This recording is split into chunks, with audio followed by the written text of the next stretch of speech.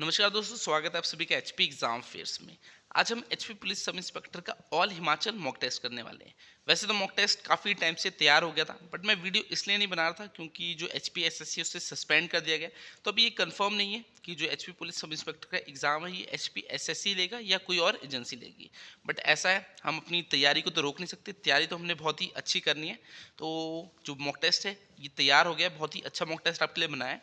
जो पीडीएफ रहेगी mock test की वो आपको डिस्क्रिप्शन में मिल जाएगी, वहाँ से इसे डाउनलोड करना, पहले खुद अटैम्प्ट करना और उसी के बाद इस वीडियो को देखना। वीडियो में मैं सारे आंसर आपके साथ डिस्कस करने वाला हूँ, आपको पता लग जाएगा कि आपकी तैयारी कैसी चली है। तो बिना किसी देरी के आज के मॉक टेस्ट को शुरू करते हैं। हमारा पहला क्वेश्चन है, Pin valley has been declared a national wildlife conservation park for the protection of which animal. तो सीधा सीधा क्या कहना चाहता है, किस जानवर के संरक्षण के लिए पीन वैली को राष्ट्रीय वन्यजीव संरक्षण पार्क घोषित किया गया है। तो बताइए, जो पीन वैली है इसे national wildlife conservation park declare किया गया है किस एनिमल की प्रोटेक्शन के लिए? याक की, वेस्टर्न टेंगुपान की, स्नो लेपर्ड की या मस्क डियर की? तो बताइए फर्स्ट का राइट आंसर क्या होगा। फर्स्ट का जो राइट आंसर है वो है स्नो लेपर्ड। तो स्नो लेपर्ड की प्रोटेक्शन के लिए जो पीन वैली है उसे national wildlife conservation park declare किया गया है। तो जो मॉक टेस्ट है बहुत ही अच्छा बनाया है। उस टाइप के क्वेश्चन नहीं डाले कि मिंजर मेला कहाँ होता है, चंबा में होता है। तो अब वैसे क्वेश्चन नहीं आते, अब आपका जो लेवल है वो अच्छा हो गया, तो तैयारी का जो आपका लेवल है वो भी अच्छा होना चाहिए। तो क्वेश्चन बहुत ही अच्छे। पहले आप एचपी जीके का सेक्शन देख लो, जो सब इंस्पेक्टर का एग्जाम है उसमें आपको टोटल 20 क्वेश्चन आने वाले हिमाचल जीके के। तो एक बार चेक कर लो कि हिमाचल जीके में आपका क्या स्कोर रह रहा है। क्वेश्चन मैंने बहुत अच्छे डालने की कोशिश की है। सेकंड है, who was the first and only recipient of Tagore सम्मान फ्रॉम हिमाचल प्रदेश। तो कहना चाहता है हिमाचल प्रदेश से टैगोर सम्मान के पहले और एकमात्र प्राप्तकर्ता कौन है। तो बताइए हिमाचल प्रदेश से कौन से व्यक्ति जिन्हें टैगोर सम्मान मिला है, और वो पहले भी हैं और एकमात्र ही हैं, यानी एकमात्र ही जिन्हें टैगोर सम्मान मिला है। दीपू शंबा, गंभरी देवी या बसंती देवी या कमला चड्डा? तो बताइए दीपू शर्मा, गांबरी देवी, बसंती देवी या कमला चड्डा? तो क्या इसका राइट आंसर होगा? सेकंड का जो राइट आंसर है वो है गंभरी देवी। तो जो गंभरी देवी है इन्हें टैगोर सम्मान मिला है और ये एकलौती है हिमाचल प्रदेश से जिन्हें टैगोर सम्मान मिला है। तो सेकंड का जो राइट आंसर है वो ऑप्शन बी। और ये सारे क्वेश्चन एचपीएसएससी में पूछे गए, तो ऐसे नहीं कि मैं अपनी तरफ से कुछ भी डाल रहा हूँ। थर्ड है, प्रेनो, झांझरा, दमचलशी, Dogri are type of what amongst the types of HP. तो कहना क्या चाहता है, जो ये आपको नाम दे रखे हैं यहाँ पर, झांझरा, दमचलशी, डोगरी, ये क्या है, ये किस चीज़ के टाइप है? डिवोर्स के टाइप है, मैरिज के टाइप है, बर्थडे सेरेमनी के या डेथ कस्टम के? तो बताइए थर्ड का राइट आंसर क्या होगा। झांझरा, दमचल शीश और डोगरी किसके टाइप है? थर्ड का जो राइट आंसर है वो ऑप्शन बी मैरिज। ठीक है, मैरिज के टाइप है ये, जो आपका प्रेनो है, झंझरा है, दमचल शीश और डोगरी। तो थर्ड का जो राइट आंसर है वो ऑप्शन बी मैरिज। और अगर आपको और भी मॉक टेस्ट लेने होंगे तो मैं डिस्क्रिप्शन में लिंक दे दूंगा आपको, वहाँ पर हमारा जो ऐप है उसका लिंक मिलेगा आपको, उसे आप डाउनलोड कर लेना। वहाँ पर हम मैंने जो सब इंस्पेक्टर है उसके मॉक टेस्ट डाल दिए। तो 10 मॉक टेस्ट डालें लेटेस्ट पैटर्न पे। अगर आपको बाय करने होंगे, इसी टाइप के मॉक टेस्ट होने वाले ऑनलाइन, उन्हें आप सॉल्व कर सकते हो। तो उसकी फ़ीस शायद 250 के करीब कुछ रखी हुई है, बाकी देख लेना अगर कूपन होगा वहाँ पर। तो अगर आपको लेने होंगे तो डिस्क्रिप्शन में हमारे ऐप का लिंक दिया है, उसे डाउनलोड कर लेना। बाकी जो मॉक टेस्ट है उसकी पीडीएफ भी डिस्क्रिप्शन में, वहाँ से डाउनलोड करना, पहले खुद अटेम्प्ट करना, फिर उसके बाद इस वीडियो को देखना। फोर्थ है, under the silk production programme a foreign species basic silk seed station is function at which place that produces commercial seeds.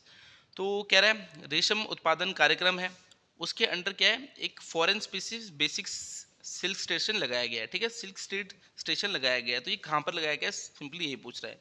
बोध में लगाया गया है, नगरोटा में लगाया गया है, इंदौरा में लगाया है, ज्वाली में गया है? तो बताइए एक बेसिक सिल्क सीड स्टेशन लगाया गया है अंडर सिल्क प्रोडक्शन प्रोग्राम। तो बताइए कहाँ पर लगाया गया है? फोर्थ का जो राइट आंसर है वो है ऑप्शन बी नगरोटा। ठीक है, नगरोटा में लगाया गया ये silk seed station under silk production programme. Fourth का राइट आंसर ऑप्शन बी है। फिफ्थ है, the famous Daulat Singh park is located at which place in HP. तो कह रहा है प्रसिद्ध दौलत सिंह पार्क हिमाचल प्रदेश के किस स्थान पर स्थित है?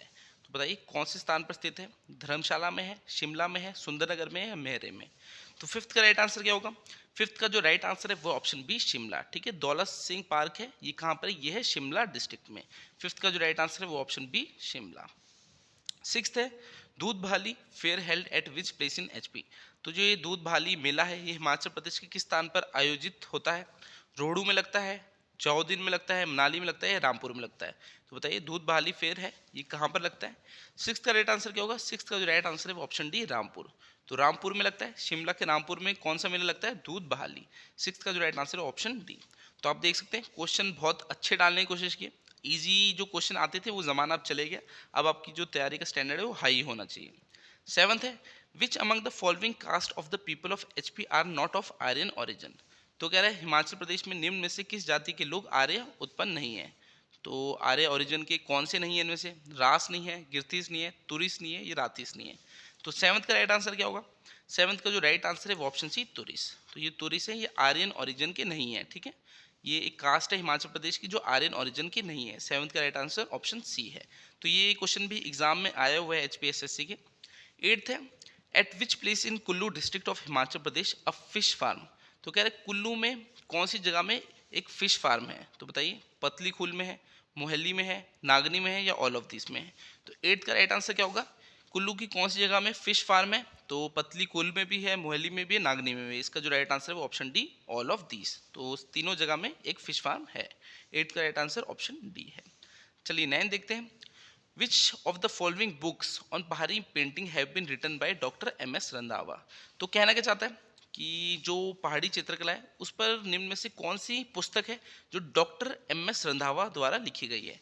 तो जो एम एस रंधावा है उनने कौन सी बुक लिखी है इनमें से? बशौली पेंटिंग लिखी है, कृष्णा लेजेंड इन पहाड़ी पेंटिंग लिखी है, कांगड़ा पेंटिंग लिखी है, ऑल ऑफ दिस लिखी है। तो नाइन्थ का राइट आंसर क्या होगा? नाइन्थ का जो राइट आंसर है वो है ऑल ऑफ दिस, ठीक है। तो बिशौली पेंटिंग है, ये बुक भी इन्होंने लिखी है, कृष्णा लेजेंड इन पहाड़ी पेंटिंग ये बुक भी लिखी है, और कांगड़ा पेंटिंग ये बुक भी इन्होंने लिखी है। नाइन्थ का जो राइट आंसर है वो है ऑल ऑफ दिस। टेंथ है, at which of the following places Nalwari fair does not take place in Mandi district? तो कह रहा है मंडी जिले के निम्न में से किस स्थान पर नलवाड़ी मेला नहीं मनाया जाता? तो बताइए इनमें से कौन सा प्लेस है जहाँ पर जो आपका नलवाड़ी मेला है उसे नहीं मनाया जाता? सुंदरगढ़ में नहीं मिलाते, रिवालसर में नहीं मिलाते, भंगरोटी में नहीं मिलाते, या फिर बरछुआर में? तो बताइए टेंथ का राइट आंसर क्या होगा? टेंथ का जो राइट आंसर है वो है, इसका जो right answer option B Rewalsar है, ठीक है। तीनों जगह में नलवारी फेयर मनाते, मगर जो रिवाल्सर है मंडी का वहाँ पर नहीं मनाते हैं। तो टेंथ का राइट आंसर ऑप्शन बी है। 11th में चलते हैं। From 1967 to 1971 HP was under the jurisdiction of the high court of? तो कह रहा है जो हिमाचल प्रदेश है वो 1967 से 1971 तक किसकी जुरिस्डिक्शन में था? तो बताइए कौन से हाई कोर्ट की जुरिस्डिक्शन में था? पंजाब के हाई कोर्ट की, हरियाणा की, यूपी की या दिल्ली की? तो 11th का राइट आंसर क्या है? 11th का जो राइट आंसर है वो है दिल्ली, ठीक है। दिल्ली का जो हाई कोर्ट था उसके अंडर आता था हिमाचल प्रदेश 1967 से 1971 तक। चलिए नेक्स्ट क्वेश्चन देखते हैं। 12th क्वेश्चन है, police officer of HP who after retirement served as governor of Nagaland also? तो कह रहे हैं हिमाचल प्रदेश के कौन से पुलिस अधिकारी है जिन्होंने रिटायरमेंट के बाद जो नागालैंड है उसके गवर्नर की तरह सर्व किया था? तो बताइए कौन बने थे नागालैंड के गवर्नर जो हिमाचल प्रदेश के पुलिस ऑफिसर थे? बी कमाल कुमार, आर एन गुप्ता, अश्विनी कुमार या अनिरुद्ध उप्पल? तो बताइए 12th का राइट आंसर क्या होगा? एचपी के पुलिस अधिकारी जिन्होंने सेवानिवृत्त के बाद नागालैंड के राज्यपाल के रूप में भी कार्य किया था। तो बताइए 12th का राइट आंसर क्या है? 12th का जो राइट आंसर है वो है अश्विनी कुमार। तो इनका नाम क्या था? अश्विनी कुमार था। चलिए नेक्स्ट देखते हैं। 13th है, which one among the following district does not fall in the alpine zone? तो कह रहे हैं निम्न में से कौन सा जिला है जो अल्पाइन क्षेत्र में नहीं आता? तो बताइए कौन सा नहीं आता? किन्नौर नहीं आता, शिमला नहीं आता, चंबा नहीं आता या लाहौल स्पीति नहीं आता? तो 13 का राइट आंसर क्या है? 13 का जो राइट आंसर है वो ऑप्शन बी शिमला, ठीक है। अल्पाइन जोन में कौन सा आता है? ये हाइयर हिल्स होती है, लगभग 6,500 मीटर के पास इनकी हाइट होती है। तो किन्नौर भी आती है, चंबा भी आती है, लाहौल स्पीति भी आती है, जो शिमला ये नहीं आती। तो 13 का जो राइट आंसर है वो क्या है? Option B. चलिए 14 देखते हैं। Which season in Shimla is known as long moon night season? तो बताइए शिमला में कौन से मौसम को लॉन्ग मून नाइट सीजन बोला जाता है? तो कौन सा सीजन है वो? मॉनसून है, विंटर है, समर है या स्प्रिंग है? तो 14th का राइट आंसर क्या है? 14th का जो राइट आंसर है वो ऑप्शन बी विंटर, ठीक है। विंटर इसका राइट आंसर है, जिसे लॉन्ग मून नाइट सीजन भी कहा जाता है, शिमला में विंटर को कहते हैं। 14th का राइट आंसर ऑप्शन बी है। 15 है, who was considered one of the greatest master of पहाड़ी miniature painting during the reign of राजा संसार चंद of कांगड़ा?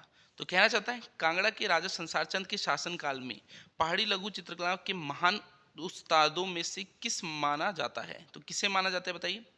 तो क्या निक्का थे, मानकू थे, नैनसुख थे या पंडित सेऊ थे? तो बताइए, जो कांगड़ा के राजा थे संसार चंद, उनके शासनकाल में कौन सा चित्रकार था जिसे एक महान चित्रकार माना जाता था? तो वो निक्का था, मानकू था, नैनसुख था या पंडित सेऊ था? तो 15 का राइट आंसर क्या है? 15 का जो राइट आंसर है वो ऑप्शन बी, मानकू। ठीक है, मानकू इसका राइट आंसर है। 15 का राइट आंसर ऑप्शन बी है। 16 है, in which year Kamlagarh fort was occupied by the Sikh army? तो सिख सेना द्वारा कमलागढ़ किले पर किस वर्ष अधिकार किया गया था? तो बताइए, जो कमलागढ़ फोर्ट है, कमलागढ़ फोर्ट का है, ये आपको पता नहीं होगा तो ये मंडी डिस्ट्रिक्ट में। तो बताइए, इस पे जो सिख आर्मी थी उसने अपना कब्जा कब किया था? 1825 में किया, 1857 में किया, 1840 में किया, 1846 में किया? तो 16 का राइट आंसर क्या होगा? 16 का जो राइट आंसर है वो है ऑप्शन सी, 1840। ठीक है, 1840 में जो सिख आर्मी थी उसने कमलागढ़ फोर्ट पे कब्जा कर लिया था। 16 का जो राइट आंसर है वो ऑप्शन सी है। चलिए नेक्स्ट देखते हैं। The famous battle between Sansar Chand and Raj Singh took place in 1786 at? तो एक फेमस बैटल हुआ था राजा संसार चंद और राज सिंह के बीच में। तो एक कहाँ पर हुआ था? बड़ा बंगाल में, नेटी में, नदौर में या नगरोटा भगवान में? तो 17 का जो राइट आंसर है वो क्या है? वो है ऑप्शन बी, नेटी। तो यहाँ पर हुआ था एक फेमस बैटल, किसके बीच में? जो कांगड़ा के राजा संसार चंद थे और राज सिंह के बीच में। 17 का राइट आंसर ऑप्शन बी है। 18th है, विच valley of Kinnaur is connected with Uttarakhand with several passes? तो कह रहा है किन्नौर की कौन सी घाटी उत्तराखंड के साथ दर्रों के साथ जुड़ी हुई है? तो उत्तराखंड के कई दर्रों के साथ कौन सी घाटी जुड़ी हुई है किन्नौर की? तो भाभा वैली जुड़ी है, बसपा वैली जुड़ी है, हंगंग वैली जुड़ी है या तिडोंग वैली? तो 18th का राइट आंसर क्या है? 18th का जो राइट आंसर है वो है ऑप्शन बी, बसपा वैली। तो किन्नौर की जो बसपा वैली है ये उत्तराखंड के साथ जुड़ी हुई है, कई दर्रों के, उत्तराखंड के जो कई दर्रे उनके साथ जुड़ी हुई है बसपा वैली। 18th का राइट आंसर ऑप्शन बी है। 19th है, who was the first ruler of Chamba to build state office in Chura and Pangi? तो बताइए, चंबा का पहला रूलर कौन था जिसने स्टेट ऑफिस बनाया था चुरा और पांगी में? तो जगत सिंह ने बनाया था, हिकमत सिंह ने बनाया था, हिक्किम सिंह ने बनाया था, पृथ्वी सिंह ने बनाया था? तो 19th का राइट आंसर क्या है? 19th का जो राइट आंसर है वो ऑप्शन डी, पृथ्वी सिंह। तो चंबा के जो रूलर थे पृथ्वी सिंह, इन्होंने स्टेट ऑफिस बनाया था कहाँ? चुरा और पांगी में। 20 है, मैंने आपको बताया जो हिमाचल प्रदेश की आपको क्वेश्चन आने वाले सब इंस्पेक्टर वो कितने, वो है 20 क्वेश्चन। तो लास्ट ही क्वेश्चन है हमारा, who was the ruler of Bharmour during the latter 7th century AD when the Kashmiri style of art entered HP? तो कह रहे हैं भरमौर के राजा कौन थे जब 7वीं सेंचुरी में जो कश्मीरी स्टाइल ऑफ आर्ट था वो हिमाचल प्रदेश में आया? तो आदित्य वर्मन थे, मेरू वर्मन थे, लक्ष्मी वर्मन थे या साहिल वर्मन थे? तो 20 का राइट आंसर क्या है? 20 का जो राइट आंसर है वो है मेरू वर्मन। तो भरमौर के राजा कौन थे? मेरू वर्मन थे उस समय 7वीं सेंचुरी में जब Kashmiri style of art Himachal Pradesh में आया। तो इसका जो राइट आंसर है वो ऑप्शन बी। चलिए हम अपना अगला सेक्शन देखते हैं। और मैं आपको बता दूं अभी पैटर्न का भी कंफर्म नहीं है। अगर HPSSC ने लिया तो आपका सेम पैटर्न रहने वाला है, 200 क्वेश्चन आएंगे, 2 घंटे का टाइम मिलेगा। बाकी अगर किसी और एजेंसी ने लिया, मान लीजिए HPPSC ने लिया, तो पैटर्न चेंज हो सकता है। फिर जो स्टूडेंट्स हैं उन्हें दिक्कत आने वाली है, क्योंकि आज तक आप तैयारी कैसे कर रहे थे? आप HPSSC के अकॉर्डिंग कर रहे थे, मगर अगर कोई और एजेंसी लेगी तो उनका पैटर्न तो अलग होने वाला है। फिर आपका जो तैयारी का तरीका है वो भी आपको बदलना पड़ेगा। तो उससे आपको क्या है, थोड़ी प्रॉब्लम आने वाली है। बाकी अगर HPSSC लेती है तो आपके लिए ठीक है, कट ऑफ क्योंकि नॉर्मल हो जाएगी, चीटिंग तो होने वाली नहीं, पेपर लीक नहीं होगा, उम्मीद तो यही है, फेयरली होंगे एग्जाम, तो उससे जो आपकी कट ऑफ है वो कम रहने वाली है। अब एक टाइम तो ऐसा भी था हिमाचल में कि आप 2017-18 में देखोगे तो कट ऑफ नॉर्मल होती थी कि हाँ 50 से 60 के बीच में रहती थी। तो आपका जो पेपर होता था वो कितने 85 नंबर का होता था, और जो कट ऑफ थी वो आपकी 50 से 60 के बीच में रहती थी। मगर अब जब से लीक होना स्टार्ट हुआ तो आपकी कट ऑफ ही देखिए 70 के ऊपर पहुंचा दी इन्होंने। तो कोई भी कट ऑफ जाएगी वो 70 के ऊपर जाएगी। तो इतने तो जो नंबर है वो स्टूडेंट्स ला ही नहीं सकते बिना पेपर अगर लीक ना हो तो वही है। अब हमें उम्मीद है कि जो पेपर है वो फेयरली होंगे तो आपकी कट ऑफ कम रहने वाली है। तो तैयारी अपनी बेहतरीन रखना, पीछे का अब ज़्यादा नहीं सोचना है, अब हमें आगे का सोचना है। चलिए 21 है, which gas is used as fire extinguisher? तो अब साइंस के क्वेश्चन आ गए। तो जो फायर एक्सटिंग्विशर है उसमें कौन सी गैस यूज होती है? तो ऑप्शन देख लेते हैं, नियॉन, नाइट्रोजन, कार्बन डाइऑक्साइड या कार्बन मोनोऑक्साइड? तो बताइए, जो फायर एक्सटिंग्विशर होता है उसमें कौन सी गैस यूज होती है? इसका जो राइट आंसर है ऑप्शन सी, कार्बन डाइऑक्साइड। तो बहुत ही सिंपल सा आंसर है। 22 देखते हैं, the surface temperature of the sun is measured? तो सूर्य की सतह का तापमान मापा जाता है, कितना मापा जाता है? जो सूर्य की सतह है उसका जो टेम्परेचर है वो कितना है? 6000 डिग्री सेल्सियस है, 10,000 डिग्री सेल्सियस है, 20,000 डिग्री सेल्सियस है या 60,000 डिग्री सेल्सियस है? तो 2 का राइट आंसर क्या है? इसका राइट आंसर ऑप्शन ए है 6000 डिग्री सेल्सियस। तो जो सूर्य की सतह है उसका जो टेम्परेचर वो कितना है? 6000 डिग्री सेल्सियस है। चलिए नेक्स्ट देखते हैं। 23 है OTEC स्टैंड्स फॉर। तो जो ये OTEC है आपको इसकी फुल फॉर्म बतानी है। क्या फुल फॉर्म हो सकती है? तो एक बार हम ऑप्शंस को देख लेते हैं, हमें क्या क्या ऑप्शन दे रखे हैं। तो फर्स्ट ऑप्शन है offshore thermal energy conservation, ocean terminal energy conservation, oil and thermal energy conservation, ocean thermal energy conservation. तो OTEC है, इसकी फुल फॉर्म क्या है? 23 का जो राइट आंसर है वो option D, ocean thermal energy conservation. तो OTEC की फुल फॉर्म क्या है? Ocean thermal energy conservation. 23 का राइट आंसर ऑप्शन डी है। मैंने आपको बता रखा है जो PDF है इस मॉक टेस्ट की वो डिस्क्रिप्शन में, उसे डाउनलोड कर लेना, पहले खुद अटेम्प्ट करना इस मॉक टेस्ट को, फिर ही वीडियो को देखना। 24 है Sweetex used by the diabetic patient has energy compound of. तो जो स्वीटेक्स है, जो डायबिटिक पेशेंट्स होते हैं वो इसे यूज़ करते हैं, तो उसमें कितनी एनर्जी होती है? 5 कैलोरीज, 10 कैलोरीज, 100 कैलोरीज या 0 कैलोरीज? तो बताइए 24 का राइट आंसर क्या होगा? 24 का जो राइट आंसर है वो है ऑप्शन डी, 0 कैलोरीज। ठीक है, 0 कैलोरीज होती है जो स्वीटेक्स डायबिटिक पेशेंट यूज करते हैं। 24 का राइट आंसर ऑप्शन डी है। 25 है which organ converts glycogen into glucose. तो हमारा कौन सा ऑर्गन है जो ग्लाइकोजन को ग्लूकोज में कन्वर्ट करता है? लिवर करता है, किडनी करता है, लंग्स करते हैं, स्प्लीन करते हैं? तो बताइए 25 का राइट आंसर क्या होगा? 25 का जो राइट आंसर है वो है ऑप्शन ए, लिवर। तो लिवर क्या करता है? ग्लाइकोजन को ग्लूकोज में कन्वर्ट करता है। 25 का राइट आंसर ऑप्शन ए है। 26 है ट्यूबरक्लोसिस इज कॉज्ड बाय। तो जो आपका ट्यूबरक्लोसिस है वो किससे होता है? ऑप्शन है वायरस से होता है, बैक्टीरिया से होता है, फंगस से होता है या प्रोटोजोआ से होता है? तो 26 का राइट आंसर क्या है? 26 का जो राइट आंसर है वो ऑप्शन बी, बैक्टीरिया। तो ट्यूबरक्लोसिस किससे होता है? बैक्टीरिया से होता है। 26 का राइट आंसर ऑप्शन बी है। 27 है N image formed by a concave mirror on a screen is called. तो एक इमेज जो कॉन्केव मिरर से बनती है एक स्क्रीन पे वो कैसी होती है? सिंपली ये पूछ रहा है। वर्चुअल इमेज होती है, रियल इमेज होती है, इरेक्ट इमेज होती है, नन ऑफ दीज होती है? तो बताइए an image formed by a concave mirror on a screen is called. तो कैसी होती है? Virtual image, real image, erect image या नन ऑफ दीज? तो 27 का राइट आंसर क्या है? 27 का right answer option B, real image है। ठीक है, रियल इमेज फॉर्म होती है। 28 है the time period of a pendulum when taken to the moon would. तो जो टाइम पीरियड होता है पेंडुलम का, अगर उसे मून में ले जाए तो वो कैसा होगा? तो चेंज होगा, रिमेन द सेम होगा, या डिक्रीज होगा, बिकम जीरो, या इंक्रीज? तो बताइए जो पेंडुलम का टाइम पीरियड होगा वो सेम ही रहेगा, या डिक्रीज हो जाएगा, या जीरो हो जाएगा, या इंक्रीज हो जाएगा? तो 28 का राइट आंसर क्या है? 28 का राइट आंसर है इंक्रीज है। ठीक है, टाइम पीरियड जो पेंडुलम का होगा वो इंक्रीज हो जाएगा अगर उसे मून में ले जाएंगे। 29 है alternating current is converted into direct current by using. तो जो अल्टरनेटिंग करंट है उसे डायरेक्ट करंट में कैसे बदला जाता है? किस इक्विपमेंट के द्वारा बदला जाता है? ट्रांसफार्मर से बदलते हैं, डायनोमो से बदलते हैं, रेक्टिफायर से, या इन्वर्टर से? तो 29 का राइट आंसर क्या है? 29 का राइट आंसर ऑप्शन सी है, रेक्टिफायर। ठीक है, अगर AC को आपको DC में बदलना है तो कौन सा जो इक्विपमेंट यूज होता है वो होता है रेक्टिफायर यूज होता है। चलिए नेक्स्ट क्वेश्चन देखते हैं। 30 है which is not true about X-rays. तो आपको बताना है इनमें से कौन सी बात एक्सरेज के बारे में सच नहीं है। Low power, travel with high speed of sound, refracted, can effect photographic plates. तो कौन सी चीज़ इसमें से एक्सरेज के बराबर, एक्सरेज की जो बात की जाए उसके लिए ट्रू नहीं होगी? तो 30 का राइट आंसर क्या है? 30 का जो राइट आंसर है लो पावर। तो जो एक्सरेज होती है उनकी जो पावर हाई पावर होती है, बाकी तीनों तो सच है। ये जो इनकी स्पीड होती है साउंड की स्पीड के साथ ही ट्रैवल करते हैं, रिफ्रैक्ट भी हो जाते हैं, और जो फोटोग्राफिक प्लेट से इफेक्ट करते हैं। बाकी जो एक्सरे उसकी लो पावर नहीं, हाई पावर होती है। तो लो पावर वाला ये कैंसिल हो जाएगा, ये ट्रू नहीं है एक्सरे के बराबर जो अगर एक्सरे की बात की जाए। तो 30 का राइट आंसर क्या है? Option A. 31 है the radioactive element used in heart pacemakers. तो बताइए जो कौन सा रेडियो एक्टिव एलिमेंट है जो हार्ट पेस मेकर्स में यूज होता है? तो यूरेनियम यूज होता है, ड्यूटेरियम यूज होता है, प्लूटोनियम यूज होता है, या रेडियम यूज होता है? तो 31 का राइट आंसर क्या होगा? 31 का right answer option C, plutonium. तो जो हार्ट पेस मेकर्स होते हैं उनमें कौन सा रेडियो एक्टिव एलिमेंट यूज होता है? वो होता है प्लूटोनियम। तो आप देख सकते हो साइंस के भी बहुत अच्छे क्वेश्चन डाले हैं आपको, अगर यूट्यूब भी आप सर्च करोगे तब भी ऐसे क्वेश्चन नहीं मिलेंगे।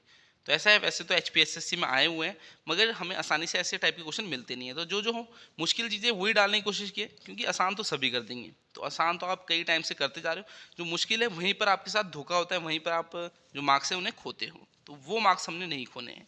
32 है which is not present in the blood. तो वो कह रहा है रक्त में कौन सा उपस्थित नहीं है। तो बताइए रक्त में क्या नहीं होता, आरबीसीज नहीं होते, डब्ल्यूबीसीज नहीं होते, या प्लेसेंटा नहीं होता, या प्लाज्मा नहीं होता। तो 32 का राइट आंसर क्या है, वो है ऑप्शन सी प्लासेंटा। ठीक है, आरबीसीज भी होते हैं, डब्ल्यूबीसीज भी होते हैं, प्लाज्मा भी होता है ब्लड में, ये प्लेसेंटा नहीं होता। 32 का राइट आंसर ऑप्शन सी है। चलिए नेक्स्ट क्वेश्चन देखते हैं 33। The gland that directly regulates the rate of metabolism is the. तो आपको बताना है कौन सा ग्लैंड है जो डायरेक्टली रेगुलेट्स करता है जो मेटाबॉलिज्म होता है उसके रेट को। तो कौन सा ग्लैंड है, पिट्यूटरी ग्लैंड है, थाइमस है, थायराइड है, या पैराथायराइड है। तो 33 का राइट आंसर क्या होगा, 33 का जो राइट आंसर है वो है थायराइड। तो दो थायराइड ग्लैंड होता है, ये डायरेक्टली रेगुलेट करता है जो रेट ऑफ मेटाबॉलिज्म होता है उसे। तो 33 का राइट आंसर ऑप्शन सी है। 34 है, a man cannot see object distinctly at a distance less than 1 metre, he is suffering from. तो इसमें कहना क्या चाहता है, कोई आदमी 1 मीटर से कम की दूरी पर वस्तुओं को साफ नहीं देख सकता है, वह किससे पीड़ित है। तो आपको बताना है किस चीज़ से पीड़ित है। ऑप्शन देख लेते हैं, old age night, short sightedness, long sightedness, या ओपेकनेस ऑफ द लेंस। तो 34 का राइट आंसर क्या है, 34 का जो राइट आंसर है वो है लॉन्ग साइटेडनेस। ठीक है, तो इसका मतलब क्या होता है कि कोई आदमी है वो 1 मीटर से कम की दूरी पर वस्तुओं को साफ नहीं देख पा रहा, तो उसका मतलब है वो लॉन्ग साइटेडनेस से जो है सफ़र कर रहा है। 34 का राइट आंसर ऑप्शन सी है। 35 है, HIV is a living entity because it can. तो HIV एक लिविंग एंटिटी है, क्यों है, क्योंकि ये मूव करता है from one cell to another, undergo auto reproduction, disturb host cell respiration, या एक्सक्रीट इन ह्यूमन स्पर्म। तो जो HIV है उसे हम लिविंग एंटिटी क्यों मानते हैं। 35 का राइट आंसर क्या है, इसका जो राइट आंसर है वो option B undergo auto reproduction. तो जो HIV वो अंडरगो करता है क्या, ऑटो रिप्रोडक्शन को, इसलिए हम इसे एक लिविंग एंटिटी मानते हैं। 34 का राइट आंसर है ऑप्शन बी। 36 है, accumulation of water in tissues is caused by the deficiency of. जो वाटर है वो हमारे टिश्यूज में अक्यूमुलेट करता है यानी इकट्ठा हो जाता है, तो किस की कमी के कारण होता है ये। तो हमें ये सिंपली ये पूछ रहा है, विटामिन B1 की डेफिशिएंसी से होता है, विटामिन C की डेफिशिएंसी, या विटामिन D की, या विटामिन K की। तो 36 का राइट आंसर क्या है, 36 का जो राइट आंसर है वो है ऑप्शन ए विटामिन B1। तो डेफिशिएंसी ऑफ विटामिन B1 किसको लीड करती है, accumulation of water in tissues. 36 का राइट आंसर ऑप्शन ए है। 37 है, instruments can be shielded from outside magnetic effect by surrounding them with. तो कोई भी जो इंस्ट्रूमेंट है उसे आउटसाइड की जो मैग्नेटिक इफेक्ट है उससे शील्ड किया जा सकता है, कैसे, उसे किस चीज़ से सराउंड करना है। हमें ऑप्शन देख लेते हैं, आयरन शील्ड से सराउंड करेंगे, अगर रबर शील्ड से सराउंड करेंगे, या ब्रास शील्ड से, या ग्लास शील्ड से। तो बताइए जो आउटसाइड मैग्नेटिक इफेक्ट है उससे बचाने के लिए किस चीज़ से शील्ड करना चाहिए इंस्ट्रूमेंट को। 37 का जो राइट आंसर है वो है ऑप्शन ए आयरन शील्ड। तो अगर कोई भी इंस्ट्रूमेंट है उसे आयरन शील्ड से हम सराउंड करेंगे तो आउटसाइड जो मैग्नेटिक इफेक्ट है उससे बचा सकते हैं। तो 37 का राइट आंसर ऑप्शन ए है। 38 है, at which point the centigrade and Fahrenheit temperature are same. तो आपको पता है जो सेंटीग्रेड स्केल होता है और फ़ारेनहाइट होता है टेम्परेचर, तो उन दोनों में कौन सा पॉइंट है जिसमें वो दोनों ही टेम्परेचर सेम होते हैं। तो सेंटीग्रेड टेम्परेचर भी और फ़ारेनहाइट टेम्परेचर भी सेम होते हैं, तो वो पॉइंट कौन सा है, 10 डिग्री, 0 डिग्री, -10 डिग्री, या -40 डिग्री। तो बहुत ही सिंपल सा आंसर है, 38 का जो राइट आंसर है वो ऑप्शन डी -40 डिग्री। तो -40 डिग्री में सेंटीग्रेड टेम्परेचर और फ़ारेनहाइट टेम्परेचर दोनों ही सेम होते हैं। 39, birth control pills contain synthetic. तो जो बर्थ कंट्रोल पिल्स होती है वो क्या कंटेन करती है, synthetic sugars, synthetic minerals, synthetic vitamin, या सिंथेटिक हार्मोन्स। तो बताइए 39 का राइट आंसर क्या होगा। 39 का जो राइट आंसर है वो ऑप्शन डी हार्मोन्स। ठीक है, तो birth control pills contain synthetic hormones. 39 का राइट आंसर ऑप्शन डी है। 40 देखते हैं, the process by which kidney stones are shattered with shock waves is called. तो जो किडनी स्टोन्स होते हैं जैसे में पथरी हो जाती है तो उनको तोड़ा जाता है शॉक वेव से, उस प्रोसेस को क्या बोलते हैं। सिंपली आपसे ये पूछ रहा है, तो लिथोट्रिप्सी, लेप्रोस्कोपी, एंडोसेप्सुलर इम्प्लांट, या डेमेंशिया। तो अजीबोगरीब से नाम बता रखे हैं। तो बताइए कौन सी प्रोसेस है जिसमें जो किडनी स्टोन है उसे तोड़ा जाता है शॉक वेव से, उस प्रोसेस को क्या बोलते हैं। 40 का जो राइट आंसर है वो है लिथोट्रिप्सी। ऑप्शन 8 का राइट आंसर है लिथोट्रिप्सी। चलिए हम आगे देखते हैं, अब हमारे इंग्लिश के क्वेश्चंस आ गए, तो चलिए इंग्लिश भी देखते हैं। आपको पता है आपका जो सिलेबस है वो तो आपको पता ही होना चाहिए, हिमाचल जी के, इंडिया जी के, हिंदी, इंग्लिश, रीजनिंग, साइंस और करंट अफेयर आपको आने वाले हैं पेपर में। तो वैसे प्रीवियस ईयर पेपर चेक कर लेना, उससे आपको एग्जाम का जो आइडिया है वो लग जाएगा, कैसे टाइप के क्वेश्चन आते हैं। तो प्रीवियस ईयर पेपर करना तो बहुत ज़रूरी होता है। बाकी अगर आपको कोई भी प्रॉब्लम आ रही है अपनी तैयारी करने में, तो आप हमसे स्टडी मटेरियल भी ले सकते हो। स्टडी मटेरियल की डिटेल के लिए मैं आपको एक छोटी सी वीडियो दिखाता हूँ, उससे आपको आइडिया लग जाएगा कि स्टडी मटेरियल में क्या मिलने वाला है। एग्जाम की तैयारी तो हम सभी करते हैं, मगर एग्जाम को क्लियर करने के लिए एक रेलिवेंट सोर्स की जरूरत होती है। आप सभी के लिए हमने सब इंस्पेक्टर का complete study material with test series बनाया, जिसमें आपको 15 फुल मॉक टेस्ट मिलेंगे, यानी जो एचपीएसएससी का पैटर्न रहता है 200 क्वेश्चन वाला, उस पे बेस होंगे 15 फुल मॉक टेस्ट। साथ ही 2005 से लेकर 19 तक की एसआई के previous year paper with answer की। और जो एचपीएसएससी का पैटर्न रहता है उसमें 70 से 80 क्वेश्चन तो रिपीटेड ही आते हैं। तो आपको 100 एचपीएसएससी के ओल्ड पेपर्स मिलेंगे डिफरेंट एग्जाम्स के।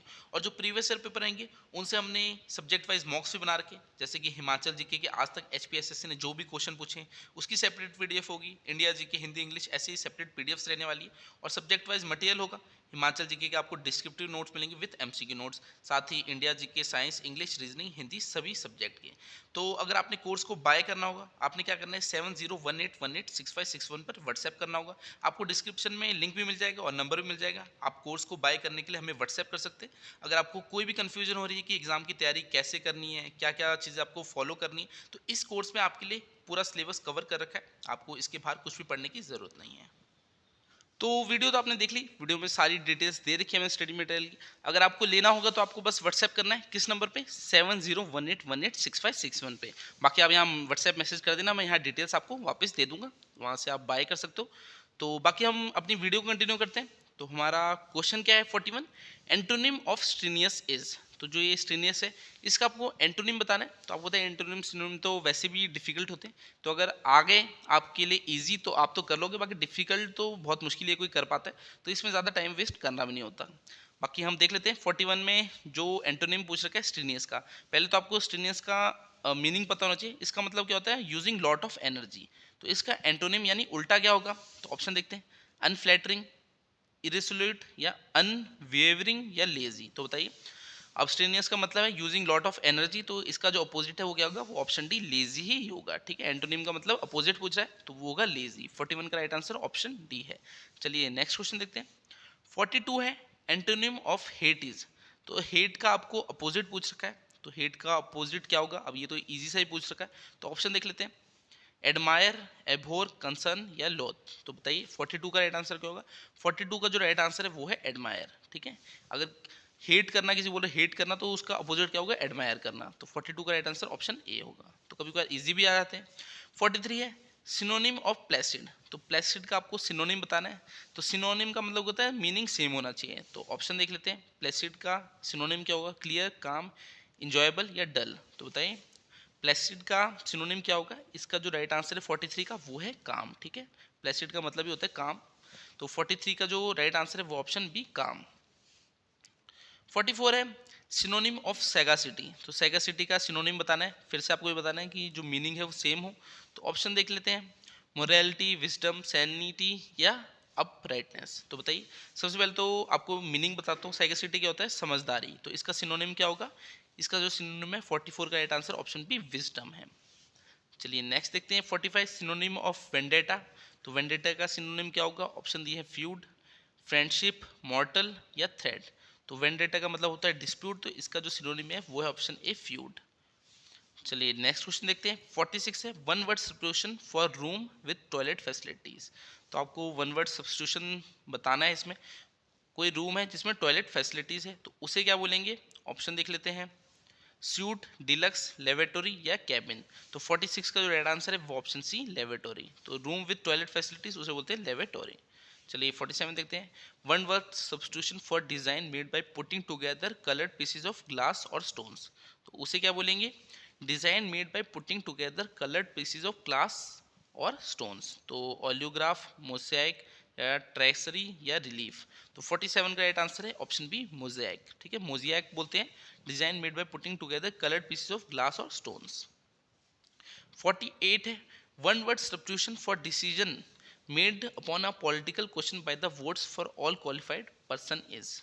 तो उसे क्या बोलेंगे, वन वर्ड सब्स्टिट्यूशन करना है, decision made upon a political question by the votes of all qualified persons, veto, suffrage, plebiscite या फ्रेंचाइज।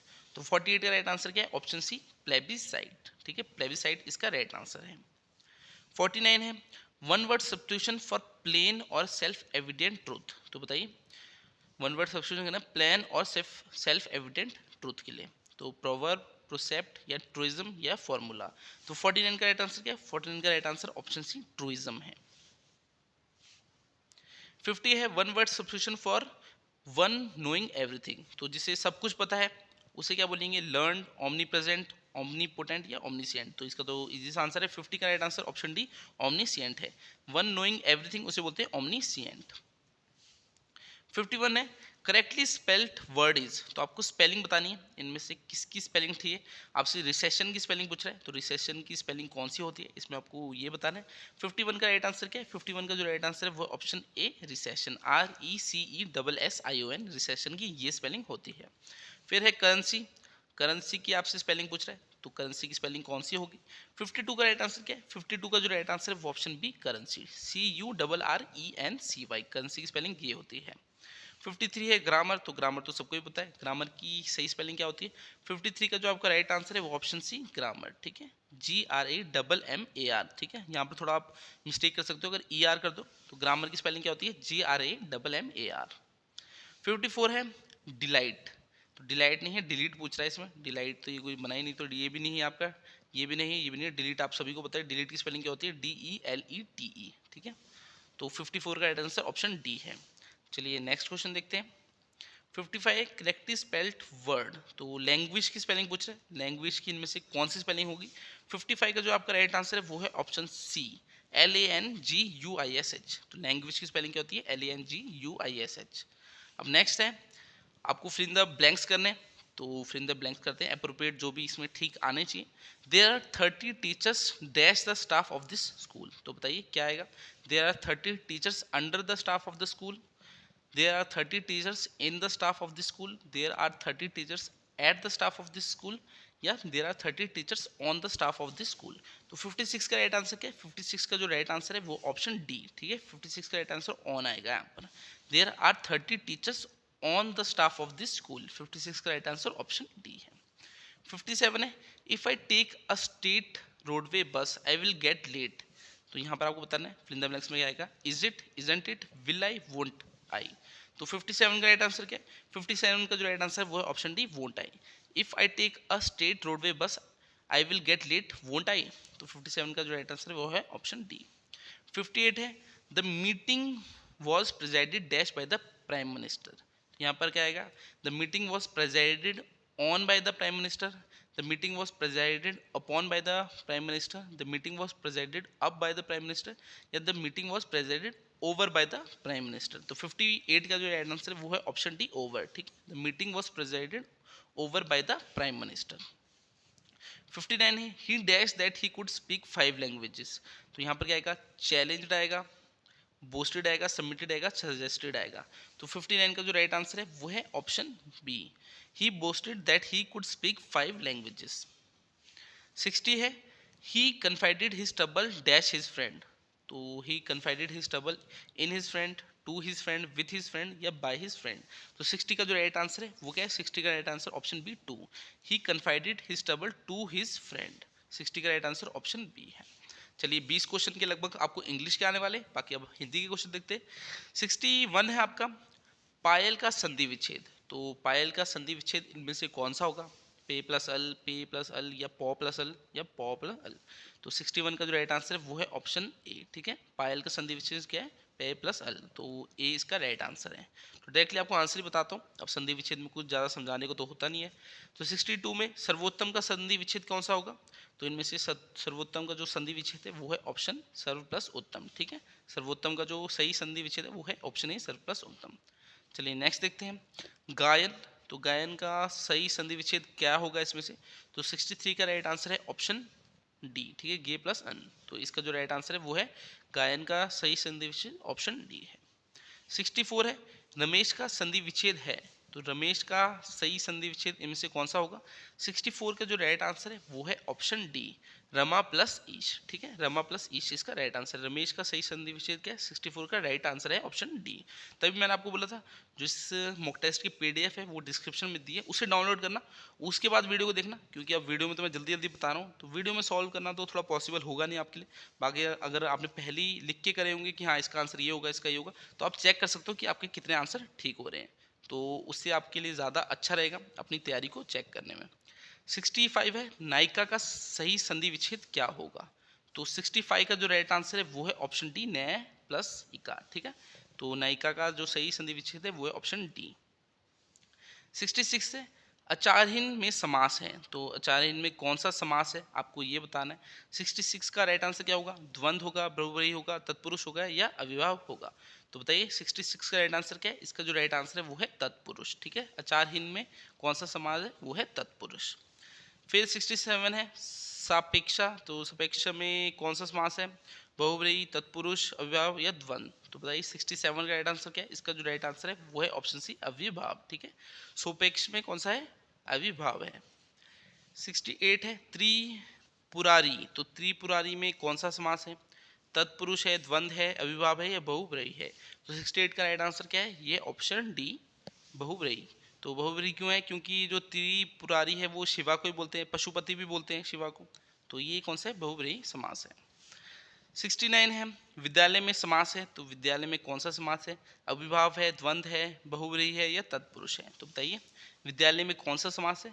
69 का जो राइट आंसर है वो है तत्पुरुष। ठीक है, विद्या के लिए आल्य, तो इसमें कौन सा समास है? तत्पुरुष। फिर 70 है, निर्झर में कौन सा समास है? तो निर्झर में कौन सा समास है? ऑप्शन हमें दे रखे हैं, अविभाव, द्वंद्व, तत्पुरुष या बहुव्रीहि। तो बताइए 70 का राइट आंसर क्या है? 70 का जो राइट आंसर है वो है अविभाव। ठीक है, निर्झर में कौन सा समास है? Option A, अविभाव। 71 है, पुरंदर का पर्यायवाची शब्द क्या है? तो पुरंदर का आपको सही पर्यायवाची बताना है। लिप्सा, पतित, लिखित या शिचिप्ति? तो बताइए इसमें से पुरंदर का सही पर्यायवाची क्या होगा? 71 का जो राइट आंसर है वो है सचिपति। ठीक है, सचिपति इसका राइट आंसर है। पुरंदर का सही पर्यायवाची क्या होगा? सचिपति। फिर है सुंदर का पर्यायवाची, तो सुंदर का पर्यायवाची बताना है, सिनोनिम बताना है एक टाइप से, कलित, सुभग, पाकर या आदित्य। तो बताइए इसमें से सुंदर का पर्यायवाची क्या होगा? 72 का जो राइट आंसर है वो है ऑप्शन ए, कलित। ठीक है, सुंदर का पर्यायवाची है कलित।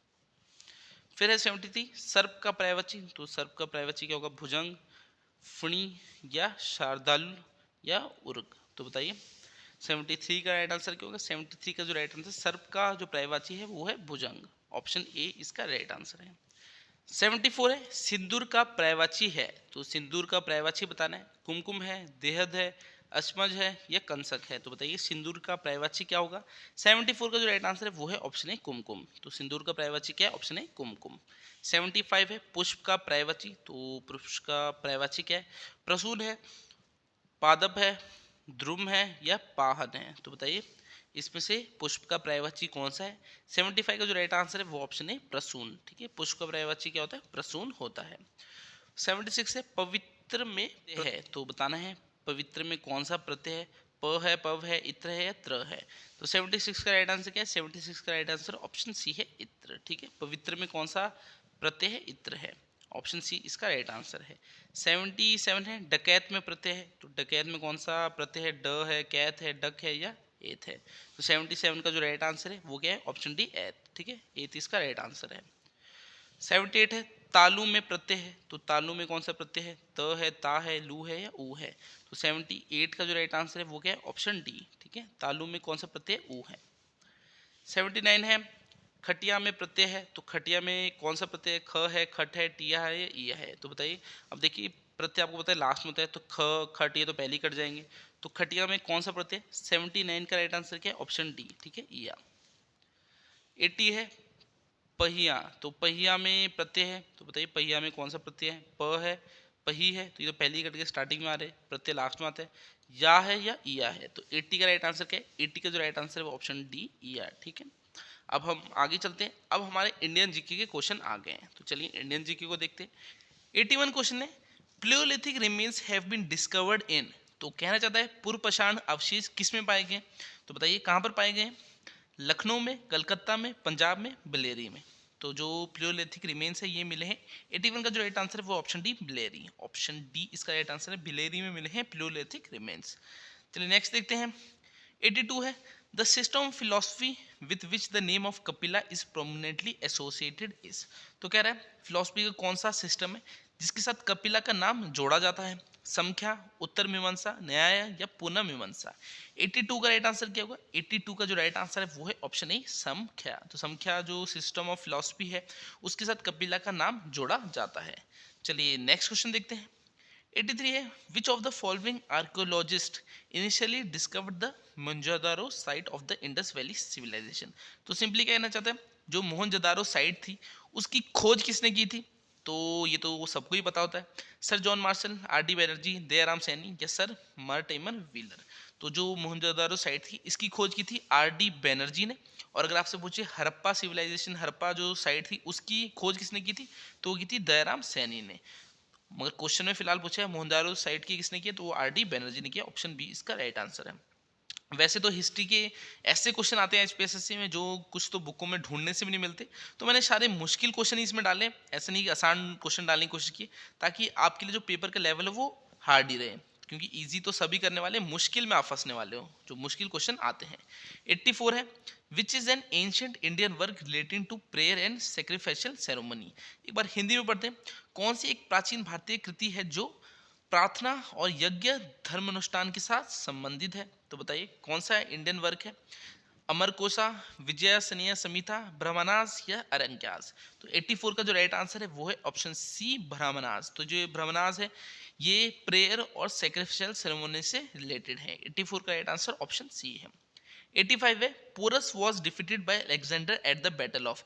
तो जो सिकंदर था उसने पोरस को कौन से युद्ध में हराया था? सिंपली ये पूछ रहा है। बक्सर, ऑप्शन देख लेते हैं, ऑप्शन क्या क्या हमें दे रखे हैं। तो ऑप्शन ए है बक्सर, हेराट, काबुल या हिडस्पस। तो ये भी थोड़ा इजी सा आ गया। तो जो अलेक्जेंडर था उसने पोरस को हराया था बैटल ऑफ हिडस्पस में। तो जो हिडस्पस है ये किस नदी को बोलते थे? ये झेलम नदी को बोलते थे। तो 85 का राइट आंसर क्या है? Option D. चलिए नेक्स्ट क्वेश्चन देखते हैं। 86 है which of the official आउटनंबर the rest in the Mauryan period. तो कहना चाहता है मौर्य काल में किन राजकीय अधिकारियों की संख्या अन्यों से अधिक थी? तो बताइए कौन से राजकीय अधिकारी थी जिनकी संख्या औरों से ज्यादा थी? रेवेन्यू, वेलफेयर, जुडिशियल या मिलिट्री। तो 86 का राइट आंसर क्या है? 86 का राइट आंसर ऑप्शन है राजस्व यानी रेवेन्यू। तो जो रेवेन्यू ऑफिशियल थे इनकी जो संख्या थी वो औरों से ज्यादा थी मौर्यन पीरियड में। 86 का राइट आंसर ऑप्शन ए है। चलिए नेक्स्ट देखते हैं। 87 the greatest Satavahana port in western Deccan was. तो जो सतवाना डायनेस्टी थी उसका एक बहुत ही बड़ा यानी ग्रेटेस्ट पोर्ट था वेस्टर्न डेक्कन में, वो कहाँ पर था? तो बैरीगाजा में थे, सोपोरा में था, केवरीपट्टनम में था या कल्याण में था। तो 87 का राइट आंसर क्या है? 87 का जो राइट आंसर है ऑप्शन डी कल्याण। तो कल्याण है यहाँ पर ग्रेटेस्ट सतवाना पोर्ट था वेस्टर्न डेक्कन में। 87 का राइट आंसर ऑप्शन डी है। चलिए 88 देखते हैं।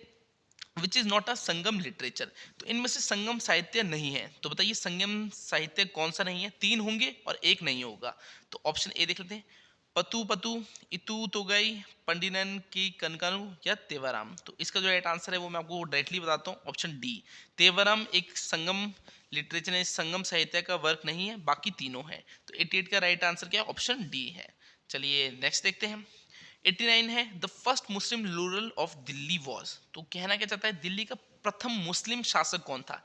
इल्तुतमिश था, यल्दूज था, काबूचू था या नन ऑफ दीज था। तो बताइए 89 का राइट आंसर क्या है? 89 का जो राइट आंसर है वो है option D none of these, क्योंकि जो फर्स्ट मुस्लिम रूलर था दिल्ली का था वो था कुतुबुद्दीन ऐबक। ठीक है, कुतुबुद्दीन ऐबक था, ये वो फर्स्ट रूलर था दिल्ली का। तो कोई भी ऑप्शन हमारे अकॉर्डिंग है नहीं, तो इसका right answer option D none of these होगा। चलिए नेक्स्ट देखते हैं। 90 है Harsha establish diplomatic relations with. तो जो हर्षा था उसने किसके साथ डिप्लोमेटिक रिलेशन स्थापित किए थे? तो बताइए किसके साथ संबंध थे, कौन सी जगह के साथ? जैसे रोम के साथ थे, चाइना के साथ थे, सिलोन के साथ या कंबोडिया के साथ। तो इसका आंसर भी आपको पता ही होगा। 90 का राइट आंसर क्या है? Option B China. ठीक है, चाइना के साथ डिप्लोमेटिक रिलेशन थे हर्षा के। 90 का राइट आंसर ऑप्शन बी है।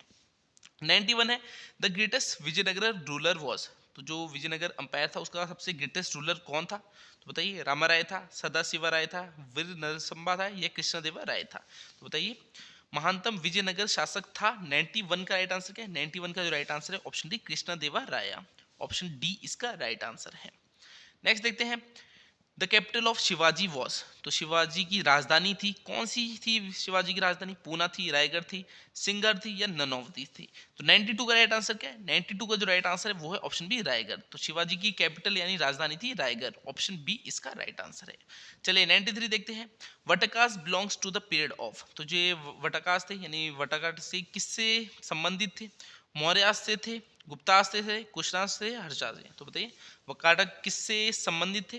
तो 93 का राइट आंसर क्या होगा? 93 का जो राइट आंसर है ऑप्शन बी गुप्तास, तो गुप्तास से बिलोंग करते थे। 93 का राइट आंसर ऑप्शन बी है। 94 है, the non cooperation movement did not envisage, तो कह रहा है असहयोग आंदोलन ने किस पर जोर नहीं दिया था? तो बताइए जो नॉन कोऑपरेशन मूवमेंट थी 1920 में हुई थी, उसने किस पे जोर नहीं दिया था? ऑप्शन देख लेते हैं, reviving hand spinning and weaving as part of encouraging swadeshi, deliberation, violation of laws, boycott of foreign goods, refusal to cooperate with government. तो 94 का जो राइट आंसर है वो है option B deliberation, violation of laws.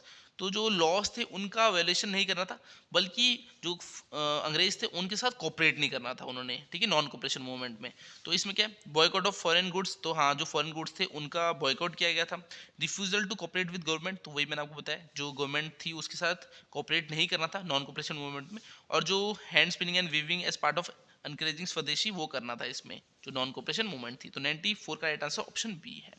चलिए 95 देखते हैं, which statement is true of the Gandhara school of art, तो इनमें से कौन सी स्टेटमेंट है जो गंधारा स्कूल ऑफ आर्ट के लिए ट्रू है? तो बताइए कौन सी ट्रू होगी?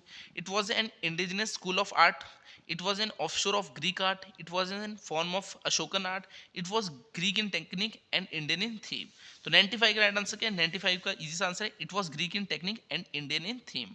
तो गंधारा आर्ट क्या था? ये it was Greek in technique and Indian in theme. 95 का जो राइट आंसर है वो है ऑप्शन डी।